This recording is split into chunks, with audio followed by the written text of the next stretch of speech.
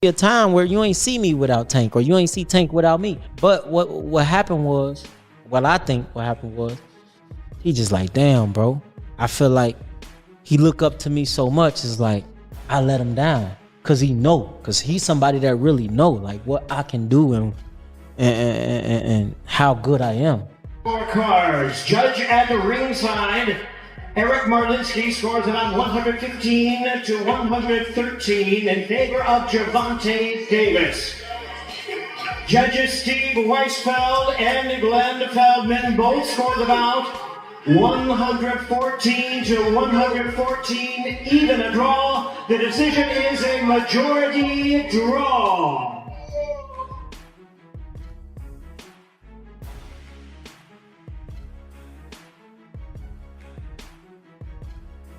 Adrien Broner wasn't in the training camp with Gervonta Tank Davis for his fight against Lamont Roach, but he had plenty to say. Broner's comments were not meant as an attack on Davis, whom he often calls his little brother. However, he did share some bitter truths, acknowledging that Tank has grown a little weary over the years, leading to his unexpected retirement announcement in December. Like right now, me and Tank, like, it's weird because he loved me to death. He know I love him to death, but we don't talk every day how we used to, nigga. Broner claimed Tank's fight against Frank Martin showed signs of weariness that were never present before. To Broner, Tank has had an impressive career that justifies any struggles at this point. Even if age or fatherhood is affecting him, he has done well enough. Broner then made the most controversial statement from any supporter of Davis, claiming he scored Tank as the winner against Lamont Roach. He further added that Roach didn't do enough to secure a clear win over Tank. Yeah. Yeah.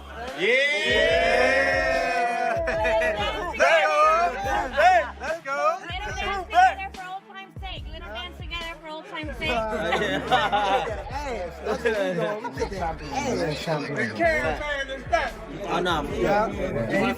This is just the latest in a long history of Davis not taking his professional boxing career as seriously as he should. Before his fight against Francisco Fonseca nearly 8 years ago, which was the co-main event to Floyd Mayweather versus Conor McGregor, the second highest-grossing fight card, Davis missed the grand arrivals during fight week. He repeated this mistake in last year's clash against Frank Martin, where he headlined the card. Davis also failed to make weight against Fonseca. Too much on paper. But shit, I damn sure thought I had it. Especially when they announced the score for him. I was like, oh, they gonna give me a split decision. He has also faced legal issues, including being incarcerated for 44 days in 2023 after violating the terms of his house arrest. He was later sentenced to 3 years of probation in May 2023. Despite these setbacks, Davis remains a highly talented boxer with unprecedented punching power for his height and weight. Now, after discussing the possibility of retirement, Davis, nicknamed Tank, needs to decide if he is willing to put in the work, both inside and outside the ring, to remain not only an undefeated champion, but also one of the biggest names in the sport. He hinted that another fight would take place before a rematch with Roach. However, Davis needs an immediate rematch and a dominant victory over Roach to remain perhaps the most popular American boxer in the world. Decision win. I was like, oh, yeah. I was like, oh, shit, here it go. But as soon as I heard that 114, I was just like, damn, all right, it's over with. So, yeah, man, it's just crazy. I ain't gonna lie. Like, it's okay. We gonna run it back. It's okay. Many believe Roach Jr. and his team have a strong case for getting the fight's decision overturned if they appeal, which they are already in the process of doing. Roach Jr. has teased this outcome on social media, stating his case in a series of posts on March 5th. One post read, "Y'all tweaking if y'all think Buddy was off or had an off night. That stuff is just different there with me. I told y'all from the start. Just because I feel like I won, y'all acting like I said he was easy work or something. The knockdown gives me a UD. He followed this up by asserting, I did take care of that in the ring. Y'all are about to make me get on you with this bias. I know he peoples and all, but leave it be. I ain't suing anybody. I'm getting a clear knockdown situated that they robbed me of. Get it right, guy. report that. I know. He's falling in. I'm forcing that hook.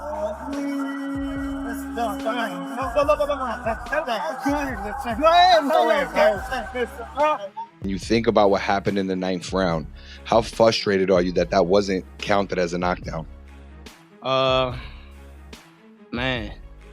When someone suggested that overturning the knockdown would mean he won a split decision rather than a unanimous decision, Roach Jr. responded, "The guy who scored the fight for Tank gave him that round. If the knockdown count is 10-8 my way, that's a 3-point swing. So I would have won that card too. Go back to your cave, casual." Roach Jr. is correct that overturning the knockdown would likely give him a unanimous decision instead of a split decision victory, but he would surely be happy with either. The major takeaway from Davis versus Roach was not that Tank had been exposed as a fraud or performed poorly. It was that Roach fought masterfully with just the right talent level and game plan to give Davis trouble.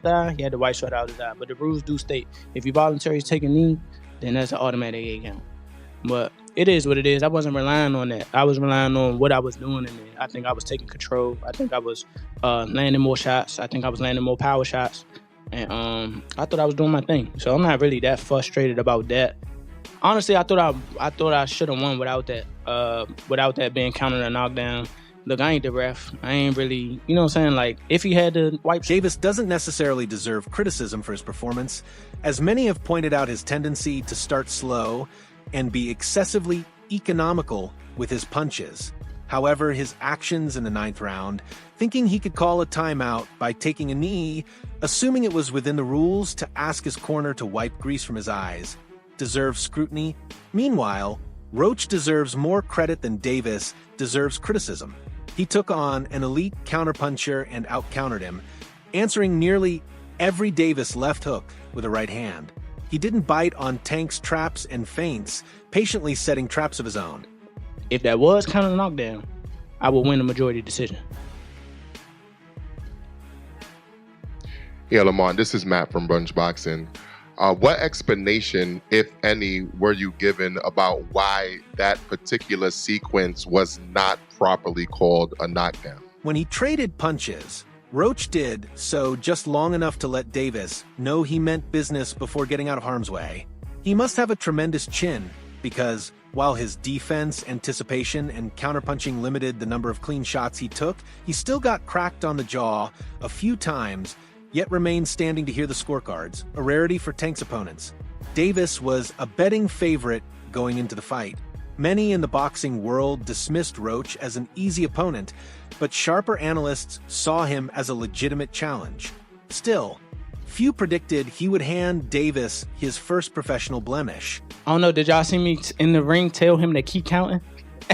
he started counting. I was like, why you stop? Like, keep counting. But I honestly don't know. I don't know.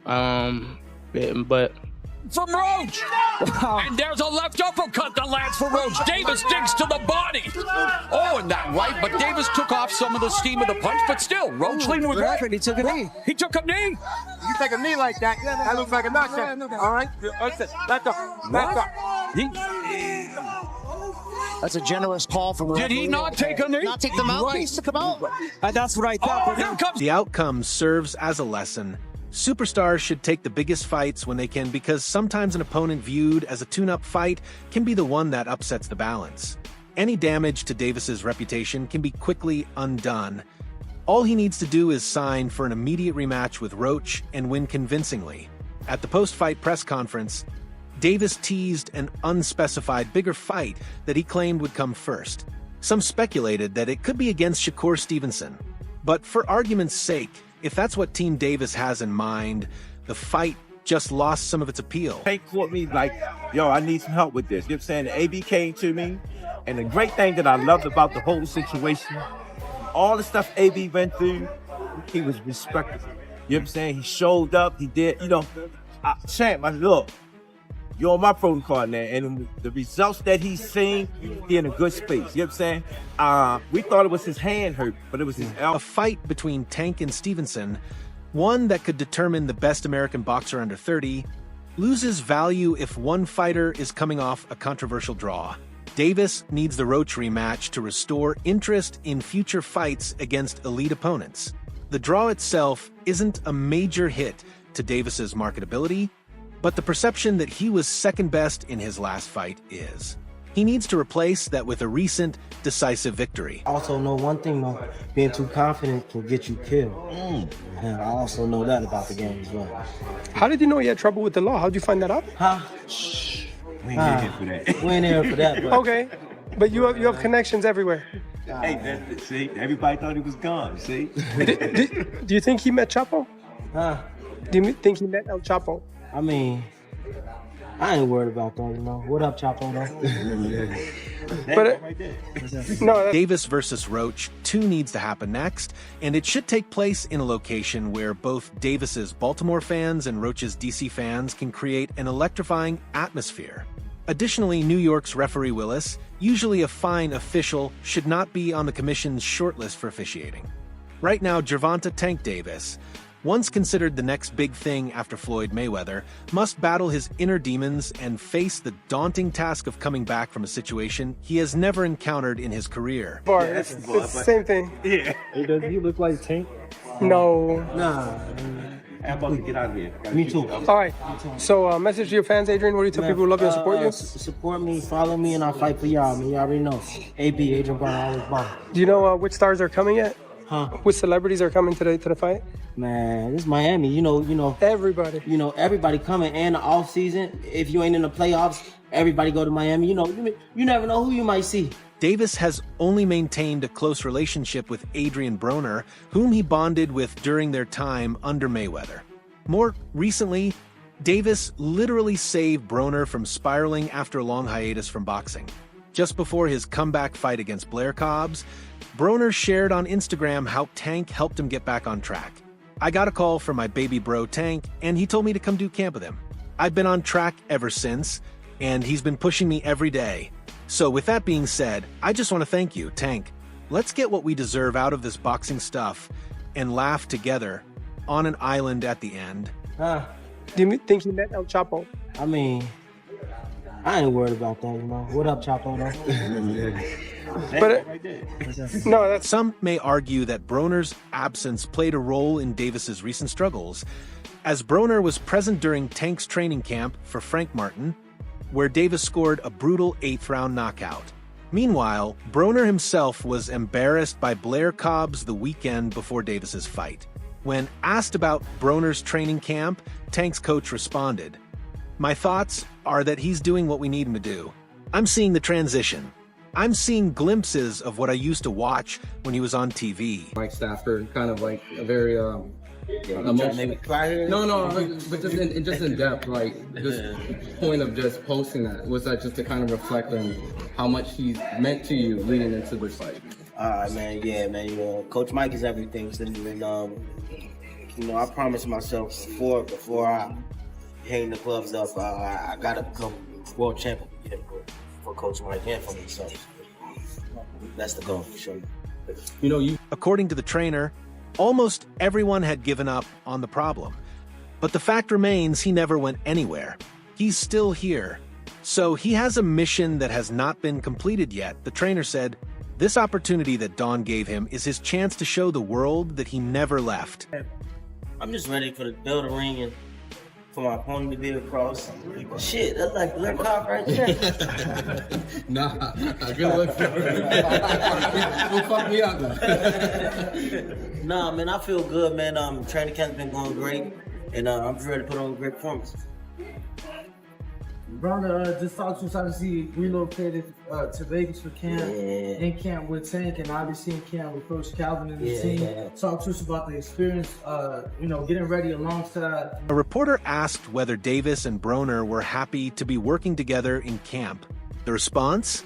He could see Tank repaying Broner for all the favors and support he had received over the years. In many ways, their roles have changed from what they used to be. The roles have changed. It's like Tank is the big brother now, and Broner is the little brother. But there's mutual respect between them, both before and after, the source stated. Despite a smile, Broner seemed to carry a heavy heart as he reflected on Mike Stafford, a key figure in his career. Coach Mike is everything to me, Broner said. I promised myself before I hung the gloves up that I would become a world champion again. For Coach Mike and for myself, that's the goal. Broner, 34, is often remembered for his antics outside the ring, including a 2016 arrest at a bowling alley for robbery and his well-documented struggles with alcohol. Broner just talked to us. Obviously, relocated to Vegas for camp. In camp with Tank, and obviously in camp with Coach Calvin and the team. Talk to us about the experience. Getting ready alongside the brothers for the big fight. This is like being at home. Being back with my blood brother. It feel good. And, being on the longer side, on them training together, and we both getting ready for a fight. It always feel great.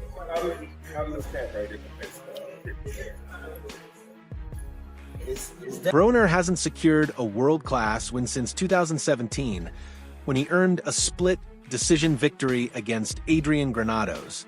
Once considered a Hall of Fame caliber fighter, Broner has instead become a cautionary tale for young boxers. He spoke about the significance of winning a world title at this stage in his career. Honestly, all of my world titles are special to me, Broner said. All my life, all I ever wanted to do was become a world champion. Every time I won one, it meant the world to me.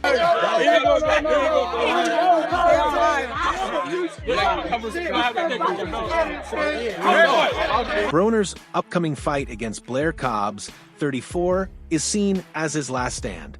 He is no longer the young champion who was once the face of the newly formed Premier Boxing Champions. Having fought only twice in 5 years, he needs a dominant performance to justify his star power. During his media workout, Broner reflected on the harsh realities of the sport.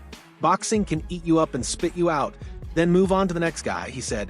When your career is over, they'll be looking for the next up-and-coming fighter.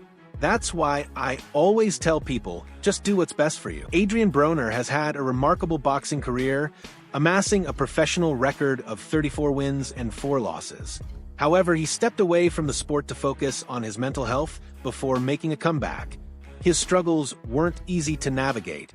At one point, he even penned an emotional apology letter to several of his friends, a letter that quickly went viral online. People might go, I was able to do something and jump up higher. It still seems like that 140 championship title, it's like an itch or grab, like you want that one more than maybe others, or it just doesn't matter? I don't know if you really a fan. I won a world title at 140 pounds too.